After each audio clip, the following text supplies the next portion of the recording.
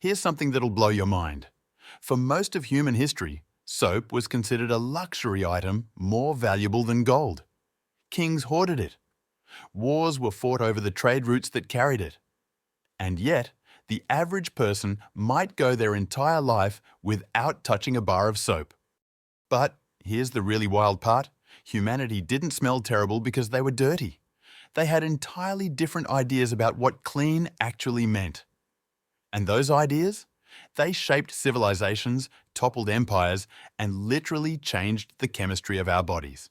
I'm going to take you on a journey through the unexpected history of cleanliness, from ancient Babylon to your modern shower. And I promise you, after hearing this story, you'll never look at that bar of soap in your bathroom the same way again. Let's start about 5,000 years ago in ancient Babylon. Archaeological digs in the region have uncovered clay tablets, basically ancient recipe cards with some of the earliest known instructions for making soap. The Babylonians discovered that if you mixed animal fats with wood, ash, and water, you'd get this bizarre substance that could clean things in a way nothing else could. But here's the thing. They didn't use it to clean themselves. The earliest soaps were used for cleaning textiles, preparing animal hides for leatherwork, and even treating wounds. The idea of rubbing this concoction all over your body? That came much, much later. The ancient Egyptians had a similar relationship with cleanliness. They were obsessed with hygiene, but they used a mixture of animal and vegetable oils combined with alkaline salts. They'd coat themselves in these perfumed oils and then scrape them off with a curved instrument called a strigil, taking dirt and dead skin along with it. Cleopatra's legendary beauty rituals involved milk baths and exotic oils, not soap as we know it. The Romans took this scraping technique to an entirely new level. Roman bathhouses were the social centers of their civilization. But here's what most people don't realize. Romans didn't use soap either. They'd cover themselves in olive oil, exercise to work up a sweat, then scrape everything off with those strigils. The wealthier you were, the finer the oils you used, and the more enslaved people you had to do the scraping for you. Some Romans did encounter soap. Germanic and Celtic tribes used a substance they called sipo, made from goat tallow and wood ash. But Romans viewed this as a barbaric hair product, not a cleaning agent. The irony? The word soap comes from that Germanic sipo. Now you might be thinking, okay, so ancient people had different cleaning methods. So what? Well, here's where the story gets really interesting, because the fall of Rome didn't just change politics and borders. It completely transformed how humans thought about their own bodies. And soap was about to go from a strange tribal curiosity to a substance that would define civilization itself. Everything you think you know about medieval hygiene is probably wrong. Pop culture has sold us this image of the Middle Ages as a 1,000-year period where nobody bathed and everyone stank. Knights in shining armor that hadn't seen water in months. Peasants covered in filth. Streets running with sewage.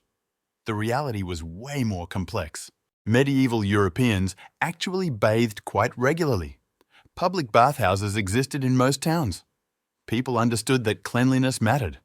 But the Catholic Church had complicated feelings about bathing, especially naked communal bathing, which they associated with Roman decadence and sin. This tension between the desire to be clean and the fear of sinful pleasure created a very strange relationship with hygiene. Soap existed during this period, but it was still primarily used for laundry and textile production. The Spanish city of Castile became famous for its pure white soap made from olive oil. Marseille in France developed its own tradition of soap making using local olive oil and Mediterranean sea plants. These weren't cheap products you'd use on your body daily, these were luxury goods. Medieval people cleaned themselves, but they used alternatives. They'd wipe down with cloths soaked in water or diluted wine. They'd change their linen undergarments regularly, the theory being that clean linen absorbed the dirt from your skin. Wealthy people might change their linen shirts multiple times per day. This is where the expression filthy rich actually gets interesting. The truly wealthy could afford enough linen to always appear fresh. But then, something happened that changed everything about European attitudes toward water, bathing, and cleanliness. The Black Death arrived in 1347. The plague killed somewhere between 75 and 200 million people, and the medical understanding of disease at the time led to a conclusion that, in hindsight, seems insane. Water was dangerous. Medieval physicians believed that disease travelled through miasma, bad air. They also believed that water opened the pores of your skin, allowing this bad air to enter your body and make you sick. Hot water and steam, they thought, were particularly dangerous because they opened your pores even wider. So, the medical advice after the plague was clear. Avoid bathing. Don't expose your vulnerable body to water. Public bathhouses, once social centres, were shut down across Europe. Bathing became associated with disease and death. This wasn't just superstition. This was the official medical consensus, endorsed by doctors and universities. For roughly 300 years, from the mid-1300s to the mid-1600s, Western Europeans largely stopped bathing with water. But humans still wanted to feel clean, so they developed elaborate workarounds. Perfume became essential. The French perfume industry exploded during this period, not to enhance beauty, but to mask body odour. The wealthy would douse themselves in scents. The poor would use whatever herbs and flowers they could find. Powders became the cleaning method of choice. White powder made from wheat or rice starch would be rubbed into the hair and scalp to absorb oils. This is where the tradition of powdered wigs comes from. They were the ultimate status symbol of cleanliness in an era that feared water. People would change their undergarments obsessively. The cleaner your visible linen, the cleaner you were perceived to be. Outer garments might go months without washing, but that undershirt changed constantly. Louis XIV, the Sun King of France, allegedly bathed only 3 times in his entire adult life, and he was considered refined and cultured. Queen Elizabeth. I bathed once a month, whether she needed it or not, and was thought to be excessive in her hygiene habits. But while Europe was drying out, other parts of the world had very different ideas about cleanliness. And when these cultures collided, the clash of hygiene practices would reveal something profound about civilization itself. The Islamic world never stopped bathing. In fact, bathing was a religious requirement. Hammams, Islamic bathhouses, were everywhere from Morocco to Indonesia. Ritual washing before prayer was mandatory. Cleanliness wasn't just next to godliness, it was part of godliness. The Islamic Golden Age produced sophisticated soap made from vegetable oils and lime, which was gentler on skin than the harsh animal fat soaps of Europe. When crusaders encountered these bathing practices, they were shocked. Some adapted and brought bathing traditions back to Europe. But many saw frequent bathing as evidence of Eastern decadence and moral weakness. In Japan, bathing culture was deeply embedded in both Shinto purification rituals and Buddhist practices. Public bathhouses called sento were community gathering places. The Japanese had been making soap from plant ashes and oils for centuries, though they preferred to clean themselves through soaking and scrubbing rather than using soap heavily. Indigenous peoples of the Americas had diverse bathing practices that often amazed European colonizers. Many tribes bathed daily in rivers and streams. The Aztecs and Mayans had sophisticated steam baths called temazcali, used for both hygiene and spiritual purposes.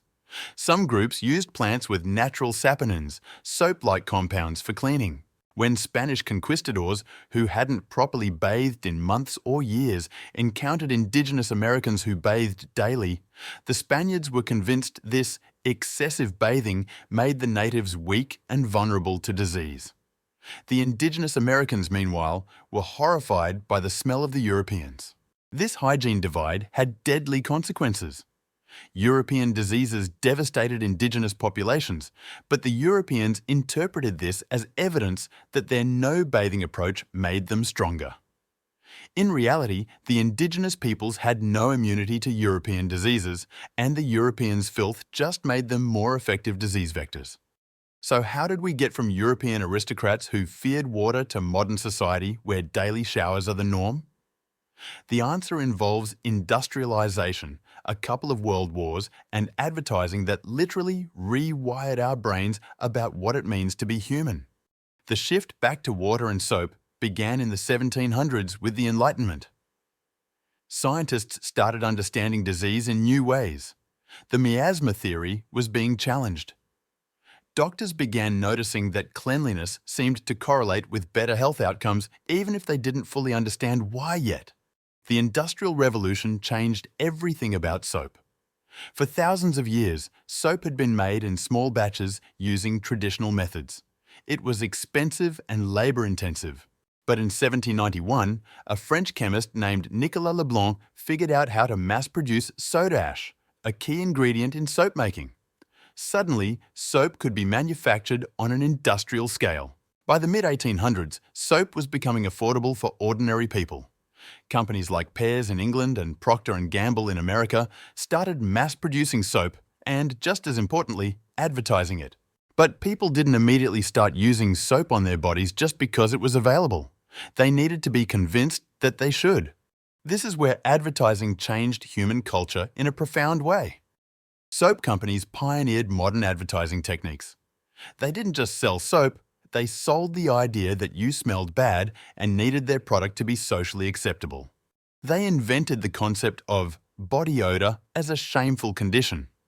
They ran ad campaigns suggesting that if you didn't use their soap, you'd never find love, never get a job, never fit in. One famous campaign for Lifebuoy soap in the 1920s introduced the term BO to the public consciousness.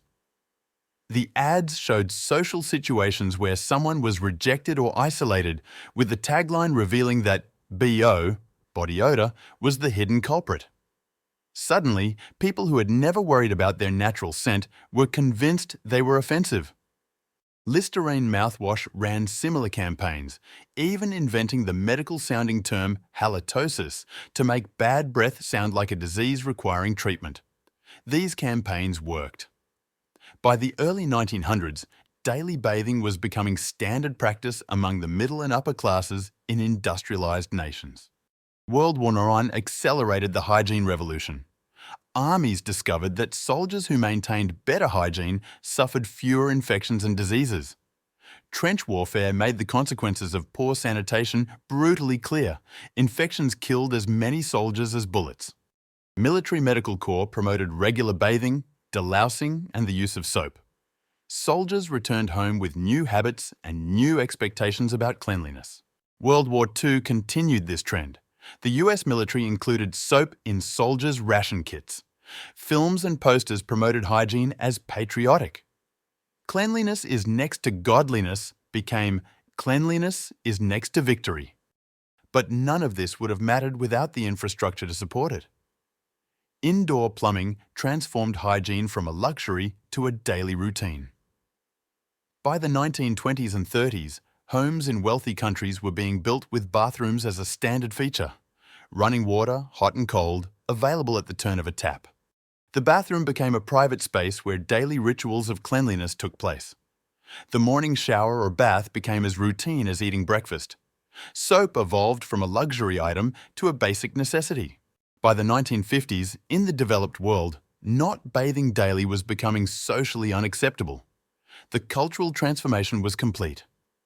We'd gone from aristocrats who feared water to a society where a single day without showering felt dirty. But here's where the story takes another turn, because we might have overcorrected.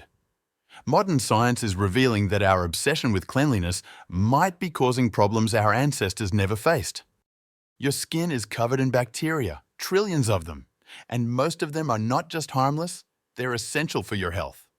This ecosystem of microorganisms is called your skin microbiome, and scientists are discovering it plays a crucial role in immune function, skin health, and even mood regulation. Every time you shower with antibacterial soap, you're not just killing bad bacteria, you're wiping out beneficial organisms that your body needs. The hygiene hypothesis suggests that our modern obsession with cleanliness, especially in childhood, is partly responsible for the dramatic increase in allergies, asthma, and autoimmune disorders. Our immune systems evolved in a world full of dirt, parasites, and bacteria. When we remove all that exposure, our immune systems don't develop properly and start attacking harmless substances or even our own bodies. Dermatologists now say that most people shower too much and use too much soap.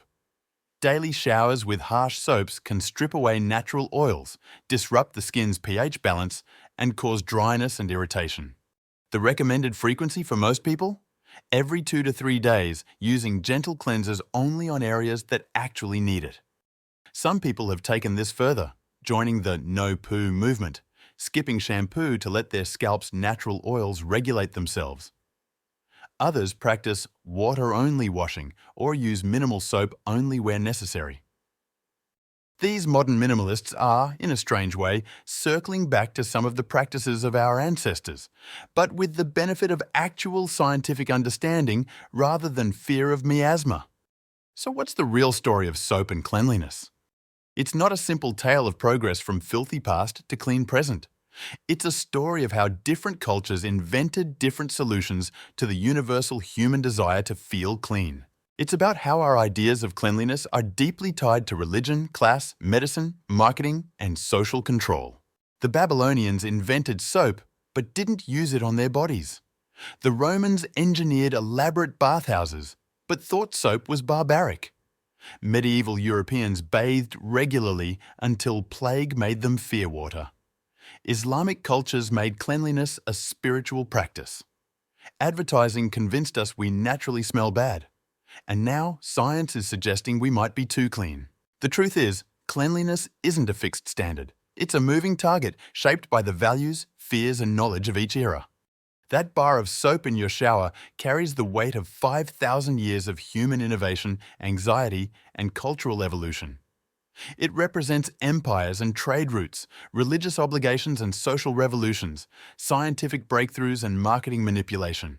The next time you lather up, you're participating in a ritual that would be completely foreign to most humans who've ever lived.